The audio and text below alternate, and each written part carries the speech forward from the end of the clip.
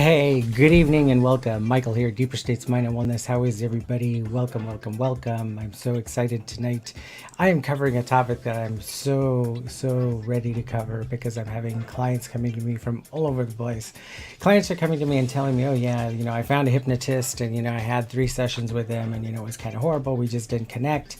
I've had some people come back and tell me, oh, I had a hypnotist session and they never really told me what they were going to do and I didn't know what to expect. I've had some clients come back to me and say, and this has just been since after the pandemic, come back to me and saying, oh, I don't know. I don't know what happened in my session. I just feel like I'm not really getting anywhere. And it's crazy because a lot of people go out and they say, oh, I want to find a hypnotist. And what's interesting is that, yes, they want to find a hypnotist, but they don't know what they're looking for. And the issue with that is that if you don't know what you're looking for, you don't know how to find it, right? And I'll give you a little background about myself. My name is Michael Alvarez. I'm a clinical hypnotherapist. I'm a neurolinguistic programmer, and I've been doing this for over 25 years. I wanted to kind of touch base a little bit about what people should be looking for and what they're not looking for. So if you're looking for a hypnotist, if you're looking for somebody to work with you, period. I don't care if it's a hypnotist, a psychiatrist, a psychologist, or a doctor. So, if you're having to find out, there's a few things you need to find out. And I'm going to go over those tonight. Welcome. And many of you know that it was Groundhog Day, and I made a 3-layered cake, which was about, maybe this tall. And I did that in honor of Positani Phil. And then when I got to the cake, I figured, I can't fit his first name on there. So I just went ahead and kept it and ate it myself. Anyway, it was pretty funny. It was good. I had dinner party and I had this dinner party and I said, this is what cake was for Positani Phil. It was kind of funny. Everybody had a great time with it. But I want to cover some bases tonight. If you're looking for a therapist, what do you look for? Especially when you come to hypnosis. I know that if you're looking for a psychiatrist, you kind of know what to do, right? You go through the phone book or you go through the psychology board and you can usually find somebody. But hypnotherapy and NLP, as well as, even chiropractic for a long time. Let's be honest. Chiropractic a long time ago was not really looked at as being therapy, but the interesting thing was that as it evolved and time went on, it finally was accepted as therapy, and now it's mainstream. Hypnotherapy became mainstream in 1968. It was actually subjects were used with the AMA, and they came to the conclusion that hypnotherapy is adjunct therapy. It can be used and it can make changes, but it's not the main cause for treatment. So in other words, if you have cancer, hypnotherapy is not going to cure the cancer. If you're having stop smoking, hypnotherapy can get you to stop smoking. So we know that hypnotherapy works with the unconscious mind. And before I go into a little bit about what you should be looking for, I want to talk to you a little bit about what kind of my background. So in '89, my mom passed away, and I went through kind of manic depression and anxiety. What I found with that was that I was going through the regular medical system, and which I'm not saying I'm 100% that we have to have Western and Eastern medicine. They have to come together. They have to meet in the middle. And me saying that is that they had me on Paxil, Wellbutrin, Zoloft, Xanax. When I couldn't sleep at night, they started giving me Valium to sleep at night. And you got to remember, this was 1998. So during that time, it was they were just starting to come in with the drugs and with everything else, with the psychiatry medication, as well as, getting a psychiatrist to give you medication. And I did that for quite a long time. And I started thinking, I can't do this. I did it for probably 3 years or 4 years. And I started finding that I was having a lot of other problems. I couldn't sleep at night. I would feel like I was still having panic attacks. I'd feel like my hands and my body was just crawling with ants at night. I tossed and turned. I found that there were times where I would just fixate on something and my mind would go into that fixation over and over again, and I wouldn't be able to I couldn't break that track. And some of you out there, that's happening to you right now. The situation we're in with COVID and everything that's going on, the changes, our lifestyle's changed, right? And a lot of you are having those symptomatic problems and not doing anything about it. I'm asking you, if you're going through those types of feelings and emotions, get help. Whether it's Deeper States Mind and Wellness, whether it's a psychiatrist, whether it's a marriage and family therapist, talk to somebody. Sometimes it's just meeting a friend and being honest and saying, look, I'm having these panic attacks and they're going in and I can't manage my life and I need to talk to somebody. Sometimes that's enough.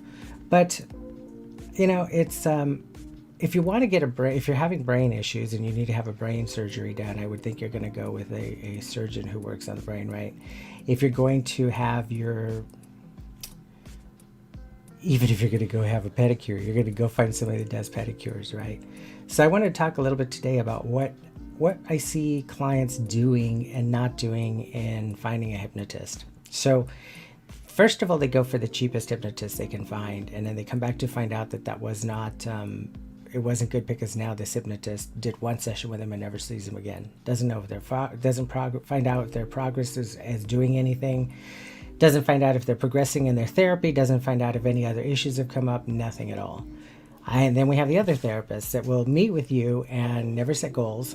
They don't listen to what you have to say. They're not creating expectation for you to succeed. So when you look for a hypnotist, I want to talk about the things that you need to really look for. Many people just start by asking, how do I find a hypnotist? Where do I go? I want to be hypnotized. But they may not know what to ask after they find a therapist, And I want to go through 10 essential questions that I think and I feel that are important for you to ask to find a good hypnotist and to help you make changes and help you improve your life. And I'll tell you, hypnotherapy changed my life 100%. So one of the first questions I would ask them is, how long have you been a hypnotist? And I'll tell you, a lot of them, it doesn't mean that they're going to do a great job, but what it means is that they have some type of seasoned background, right? They have a true and tried track record. I mean, some people do hypnotherapy and they cut hair. Some people do hypnotherapy and they work in an automobile shop. And I'm not saying they can't do a great job, but the thing is that if you're not doing it full time, or you're not at least dedicating your time to the trade and to understanding how the human mind works and how it operates and what makes people respond to certain things, then you're doing a disjustice to your clients. And a lot of them are part-time, and a lot of us are 100%. So I started doing hypnotherapy in, like I said, in 98, 99, and I was working part-time, getting my whistle wet, as they like to say. I was taking every class I could find. I was hypnotizing everybody I could, family members, non-family members. I was getting in there and doing the work. I used to belong to a group called Sleepwalkers, and we used to meet all over Southern California, San Diego, Los Angeles, Riverside, Burbank, everywhere. And we used to have a saying. It was, learn the skills and do the drills. I mean, if you're not skilled at what you do, it's like being a carpenter and not knowing how to use a drill or a lay, right? You don't know how to use a lay to smooth out your wood. You're not gonna succeed. And I think it's so important for a hypnotist to have that background. So ask them, how long have you been a hypnotist, and are you working full time? How many clients do you see a week? What are you out there? What are you doing? What organizations are you part of? What kind of talks have you done in the last 3 or 4 months? And even now, I've been asked to speak at the Hypnosis. Oh man, I just lost my train of thought. At a conference that's going on in Vegas called Hypnothoughts, and it's one of the largest conferences in the country, I believe, maybe even the world. They had like 2,000 people before COVID, and it was growing and growing and growing. Last year they had, I think, 600, so it came down quite a bit. We're hoping that this year it's going to go back and we're going to kind of have some normal conference, some type of a normal conference. It's important to ask them what kind of training they have. There are several formal hypnosis organizations out there. There's the American Board of Hypnotherapy, International Hypnosis Federation. There is the Board of Hypnosis and Psychology. There are several boards out there. So ask them where they trained, who are they certified by. They shouldn't have a problem telling you that. There are private people that do hypnosis training, like my office. We do hypnosis training. We have the ability to certify you through one of our federations. Once we certify you, we do certify you as a clinical hypnotherapist. Now, I haven't been doing certifications right now because with the changes and everything else, I just feel like I'm not able to give them 100% without creating some kind of online module, as well as have them seeing clients and practicing. Again, you have to know the skills and do the drills if you're going to do this work. And for God's sake, love people. I have people that are just complaining about their clients and saying, oh my God, this client's driving me crazy. Well, if you're not happy with the client and you don't want to be working with the client, refer them out. Give them to somebody else. Make sure that you match with them, okay?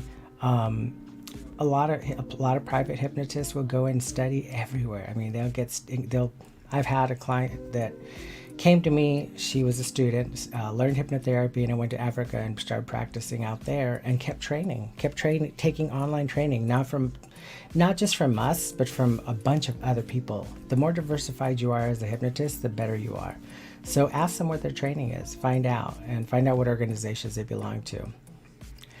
With hypnotherapy, there's no such thing as a license. It is a certification. Those certifications do have any of the organizations that are somewhat on the up and up, that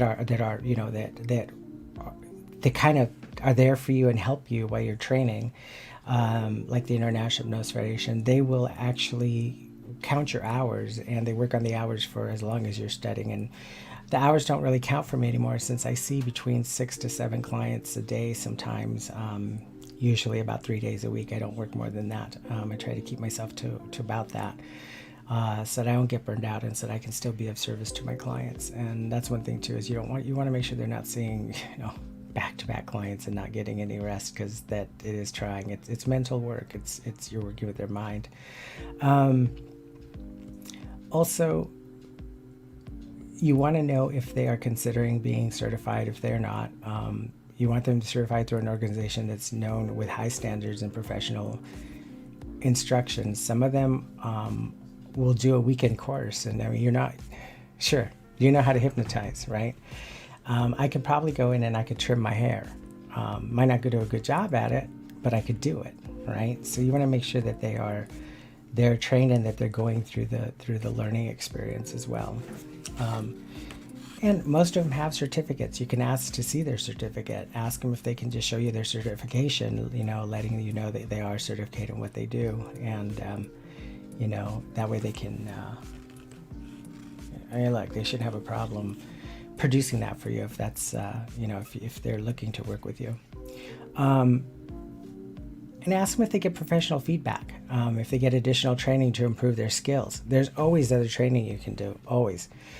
When I go to Vegas for Hypnothoughts, it starts on Thursday, Friday, Saturday, Sunday, and it's just classes all day long, all the way from morning about 8 a.m. until like 5 p.m. in the evening. And you talk about learning and new techniques and new ideas. I mean, everybody has a different way about approaching a client. And it's real important that you find somebody that you kind of jive with, and that they're still improving their skills all the time. Always looking to improve their skills. It's important for them to know what they're doing and to be able to work with you. It's important to have an ongoing education, I guess is what I'm trying to say. Don't just stop. Don't learn the basics and think, oh my God, I'm done, because you're never done, right? Life is about always learning, experiencing, and becoming better at what you do. If you're a woodworker, you get to a point where your pieces are collectibles. They're not, they can't be duplicated, right? Then you're a good woodworker. So same with the brain. Same with the hypnotist. Ask them, what's your knowledge? What's your background? What have you done? Certifications. What certifications do you have? Are you continuing to learn? All right. Ask them if they offer free consultations. Now, we don't. I'm going to tell you, I have to be very transparent with you. I charge $85 for a 30-minute strategy call, but in that strategy call, I'm going to give you everything I can. I'm going to find ways for you to find ways to correct what's happening with you. And it may be enough for you, but if it's not, then we will go ahead and put you in a program. I don't do single sessions. I'll talk about that in a minute because I was given some shit about that by one of our other organizations. And I'm very transparent, so I don't have a problem saying that to you. But so, we do usually a 10 session or 20 session program. And I work with a lot of elite athletes. So how can you do a 1 or 2 session program and hope that athlete becomes the best athlete in the country and ends up going to the Olympics? You can't. It's just not even possible. Now you take a smoker, for instance, and that smoker's been smoking for 35 years. How can you get them to become smoke-free in a day, 1 session, 1 hour? I mean, it's just not... okay, I guess I shouldn't say that. Maybe some of you guys out there, some of these hypnotists are miracle workers that are listening to me, and I'm sure we'll get some feedback on that. But I was told by an organization on Facebook that, people that do multiple sessions are just looking to take money from a client. The thing with that is that, if you go to a psychiatrist because you're feeling depressed and having anxiety, they're going to work with you until they eliminate those sensations and emotions along with medication. And that's what I think is so important, is that you have to be able to have the tools. And you have to be able to have the time and the energy and the effort to work through your problems. And also, hypnosis is a mind game, right? We have to go in and find out if something kind of works a little bit but not working all the way, then let's make an adjustment to it. Next session, we'll work on it. We'll tweak it a little bit, Ask them what they think about hypnosis. These are the questions I think you should be able to ask. And, it's can Christians use hypnosis? That's a question that... Personally, I think you need to kind of delve into that on your own, because or ask your father, ask your preacher, ask your clergy, and ask. The thing is that I would think that if you're looking to better yourself, and there are some religions out there that don't even look at psychology. Matter of fact, they frown on hypnosis and psychology. Can hypnosis help me? That's the number one question. Ask people that. Ask these hypnotists you're interviewing and talking to, can hypnosis help me? Is hypnosis safe? Get their answer. Hear what they have to say. Hypnosis is one of the safest things you can do. You can't stay stuck in trance because, look, we're all stuck in trance, right? We're all stuck in trance, all of us, every day. Some have shitty trances, right? We're living shitty trances all day long. And then others of us are aware that those shitty trances are there. And then we go in and we get help and we start working through them, all right? Ask them what is the best hypnosis program to stop smoking. There's different ways to do that, and you may not like what they do. You may be like, okay, well, that's not it for me. I don't want that. That's not my program. Or you might jive and be like, oh, that's really cool. I like the approach. I think I'm going to give it a shot and let's see what we can do. And I'll do my best to participate. And that's the thing with hypnosis. You have to have a willing participant, right? It's kind of like psychology. If you're coming in, you're not saying anything, if you're not saying that you're the one antagonizing your wife every single night and you're just blaming the wife when you go in to sit down, the therapist is never going to know anything different. Sure, they can put their deductive reasoning in and understand that there's something more going on. Does hypnosis last? It does. It lasts, well, I quit smoking with hypnosis in I think it was 2000. And I've remained smoke-free. I haven't touched it again. I quit drinking that way. I've used hypnosis for studying. I've used hypnosis when I did some TV shows just to kind of cut the edge and to make sure that I go out and speak. I spoke for the airline industry. Sometimes there were 1,000, 2,000 people in a room, and I did hypnosis on myself for that. It makes huge differences. It makes big changes in your life. And it helped me with depression and anxiety, like I said at the beginning of the show. Ask them what they do for hypnosis of weight loss, and ask them what they do with what it is you're looking for. If you're looking for weight loss, ask them about weight loss. Go in depth with it. Find out what they do. How do they do it? Ask them what they're going to feel. What am I going to feel when I become hypnotized? And I'll tell you what that should be like. For everybody it's different, right? For some people, they go into trance and they don't remember anything and they feel like they're sleeping. For others, it's very much like a waffle feeling. It's like they hear you talking, and then they hear the hypnotist talking. Then when they go inside the waffle, they don't hear you. When they come out, they hear you again. So it's just kind of like this waffle sensation through the whole session. And ideally, that's the best place to be, because that's when the unconscious mind is separating. The conscious mind is letting the reprogramming start, or the acceptance of suggestion, right? Give them the opportunity for yourself. Don't let them prove themselves to you. And if you're not happy with it, then just move on and then call the next one. I mean, there's a lot of us out there. Get the info you need before you choose your hypnotist.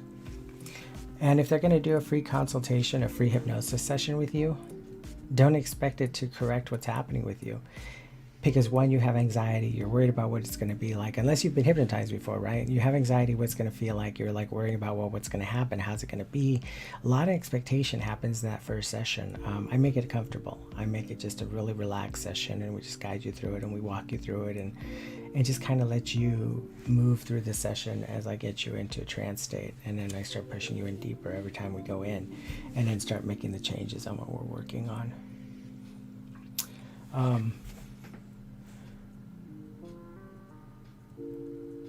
If a hypnotist tells you that they can equate your depth or determine what you need over the phone, that's usually kind of interesting to me. I always do a strategy call with Zoom, because I am a neurolinguistic programmer. I'm going to look at your body movement. I'm going to look at how you're responding. I'm going to look at how you're, if I ask you, are you ready to become smoke-free? And I get this kind of answer. They're searching for an answer. They're searching for something that they're going to actually come back with. And that just tells me they're not ready. But if a hypnotist is going to do an evaluation, or they're going to do a consultation with you, do it on Zoom. If they don't do Zoom sessions right now and they're not seeing live clients, I would probably move on, all right? Are you an active part of the industries, associations, or groups? And do find that out. I mean, I'm on the board of advisors for the International Hypnosis Federation. I do the Hypnothoughts every single year. I try to speak every year. I try to learn every year. I continue getting my education. It's important for you to find a hypnotist that's active. And even with COVID now, they can get active. All they have to do is buy courses and classes online and go through those courses and classes and learn and recap themselves and understand where they were and what they've done. And sometimes you just, we've done this for so many years. I've done this for 25 years. And then sometimes even to this day, somebody will say something. I'll be like, oh man, that's right. That I remember that therapy that would work really well with this client. Find out if they offer groups and hypnosis sessions. If you're looking to be a hypnotist, ask them if they do private mentoring, and it's costly, but that's the best way for you if you're really serious about this. And I'll tell you, it's an awesome industry. It really is. It's an awesome, awesome industry. You want to be your own boss, make your own hours, and manage your own time.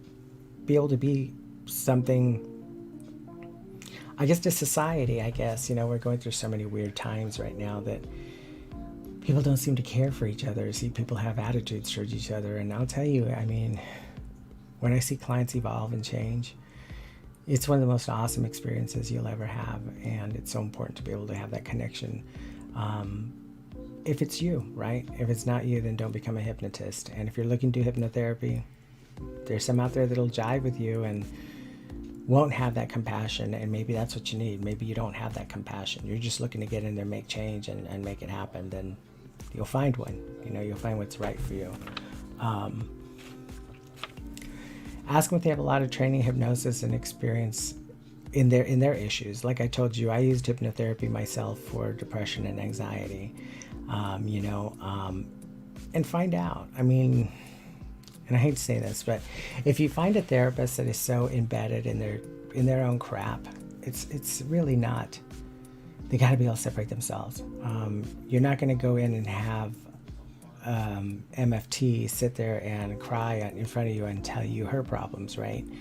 They need to be detached, and they need to be able to detach but informed, right? Detached, informed, and still with you, energetically with you, and physically with you, and being able to assist you and guide you. It's very, very important.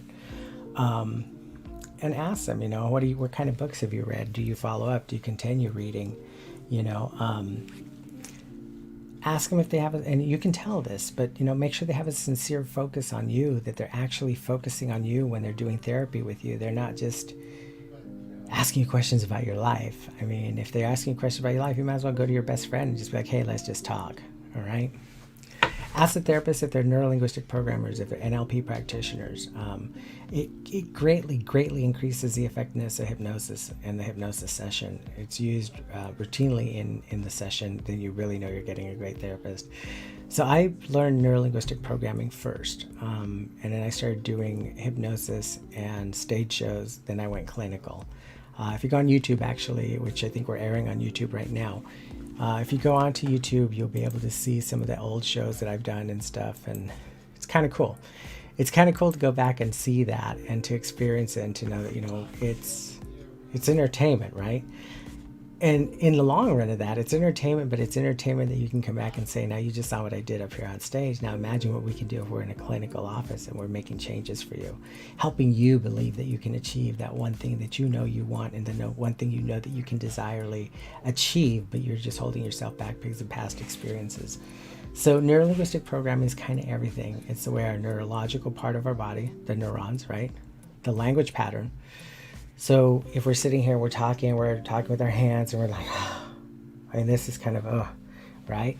Or you see somebody who they're just, you know, they're looking and rolling around. You've seen that sometimes where you're talking to somebody and they can't focus on you. They're looking across the room. They're looking the other side. They're thinking, God, I just got to get out of here. And that's a way to read people. In NLP, you can read people and understand what's happened to them by what you're seeing, by what you're experiencing. In NLP, we kind of like to say that everything is NLP. The world is neurolinguistic, and we understand by programming and deprogramming, right? Remember I said at the beginning of this, I mean, some of us are programmed in shitty trance states, and we live that every day, and others of us are aware of that. We're making changes for it. And some of us just have it happening, right? You're well balanced. You've learned to understand how to deal with copes, how to deal with losses, how to cope with understanding of what a loss is, how to be able to achieve things by putting your mind in the right mind frame. And some people are gifted like that. You know, you look at Elon Musk. I mean, he's a savant. I mean, as far as how he's grown and how he's expanded himself and how he has this foresight to see the future of things he wants. And ask them if they offer hypnosis guarantees for their weight loss, stop smoking, for their anxiety, depression. And I'm going to tell you that if they do offer guarantees, beware. I personally would run the other way because it's just like psychology. How can you guarantee that you're affecting the mind in a deep level to allow change to happen? We don't know until we see the outcome or the experience of what's happening with that client, right? Same thing with traditional therapy.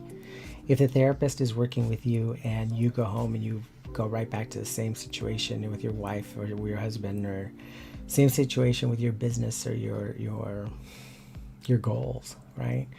You're going to hit the same response, right? The whole thing is, you know, you get what you put into everything. And I want you guys to remember that. You do get what you put into with everything.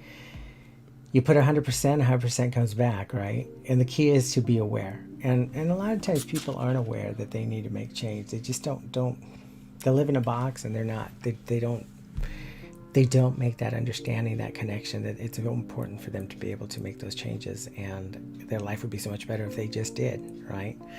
And the thing with that is that we will always have certain things that we just don't meet our expectations for.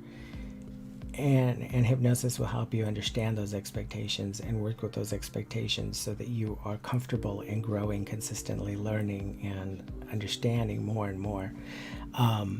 So anyway, those are the 10 things you really need to look out for when you're looking for a hypnotist. Those of you who are watching the replay, thank you guys so much. And those of you who are over on YouTube, I don't see you guys because I'm actually in a different screen tonight.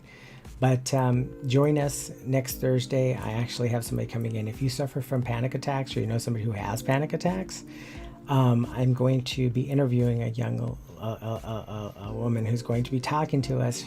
Her name, I'll let you guys know because it might change, because I'm hoping it's going to be okay. I hope I can get her booked on the show because she was supposed to be here today and I didn't get her on the show today. So I'm not even going to tell you her name, just in case, okay? But yeah, give us a call here at 562-426-6884. And I think I might have a link. We can give you a free consultation if you guys want a free strategy call. Let me see if I have that in here. Let's see what we got. I may not.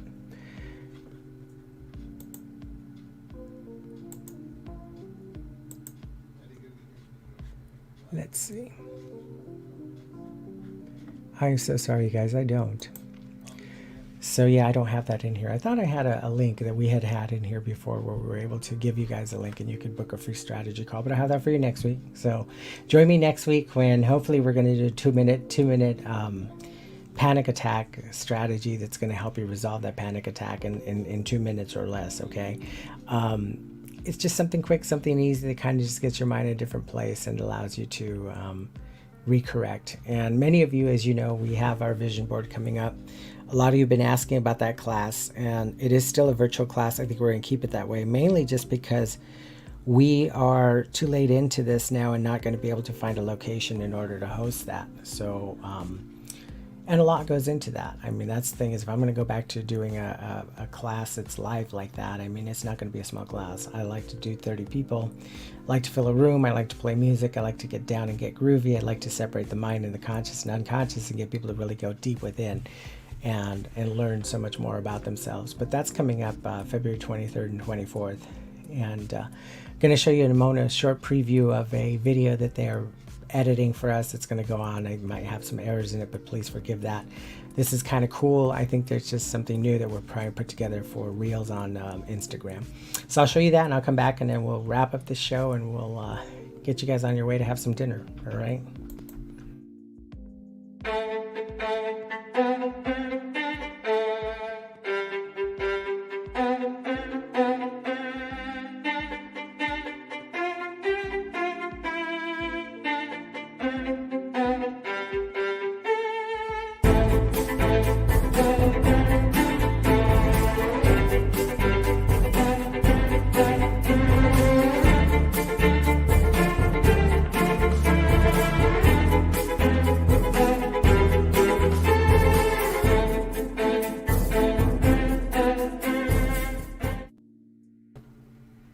All right, that's cool, huh, guys?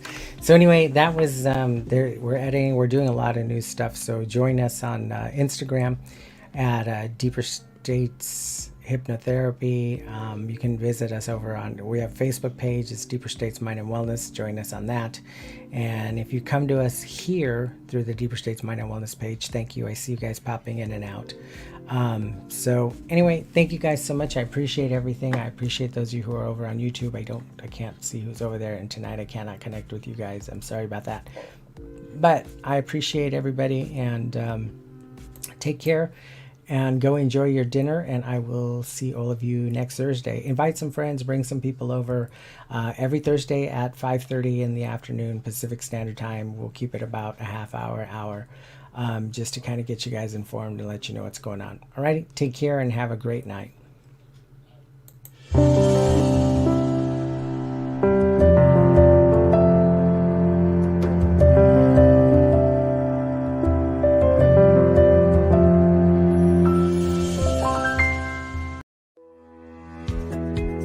I think these videos are brilliant, and I'm sure you will like them too. Please like, comment, and subscribe, and don't forget to click the notification bell.